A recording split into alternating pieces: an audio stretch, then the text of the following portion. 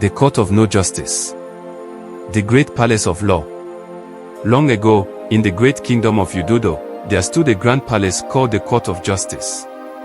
It was built with the finest stones, its pillars tall and mighty, symbolizing fairness and truth. The people believed that anyone who stepped into this court would receive justice, whether rich or poor. But over time, justice became a commodity, something only the rich could afford. The judges and lawyers, once defenders of truth, became servants of the powerful, selling justice to the highest bidder. One day, a poor widow named Nneka came before the court. Her land had been taken by the governor of Udodo, a man known for his greed. With nowhere to farm, her children starved. She gathered the last of her savings and hired a lawyer, believing that justice would be served. Inside the court, she stood before the great judge, her voice trembling.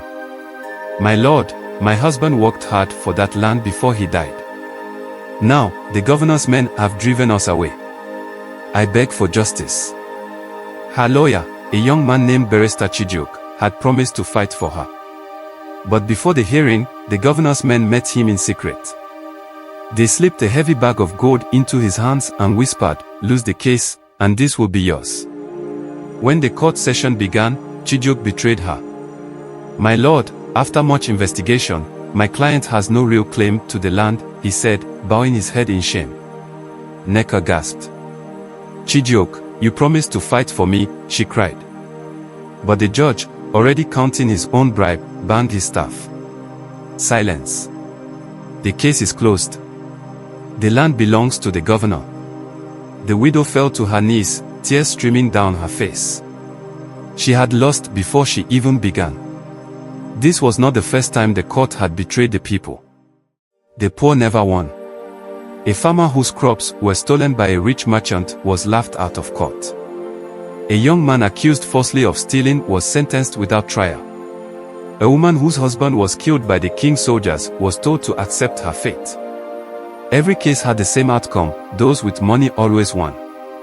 The people of Udodo cried out, but no one listened. One day, an elder named Papa Okeke stood before the villagers. "How long will we allow this?" he asked. "We have no power," one man said. "They control the law," another whispered. "If we speak, they will jail us," a woman added. But Papa Okeke shook his head.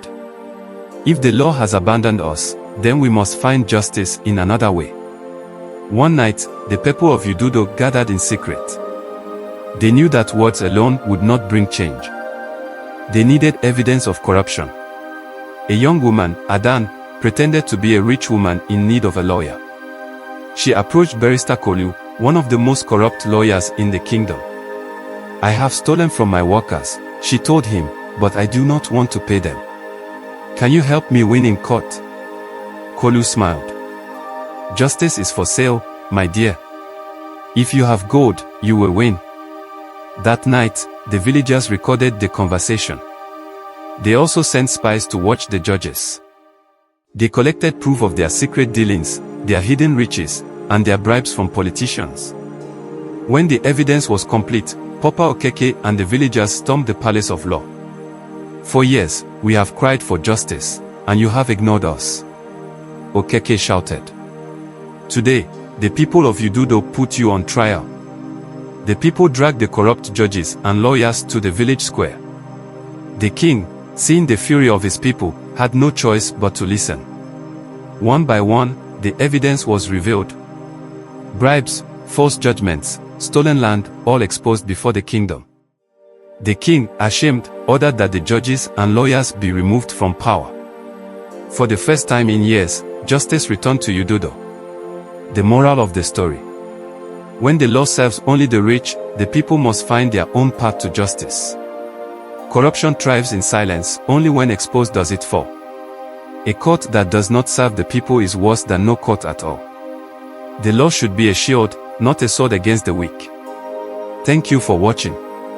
Please subscribe.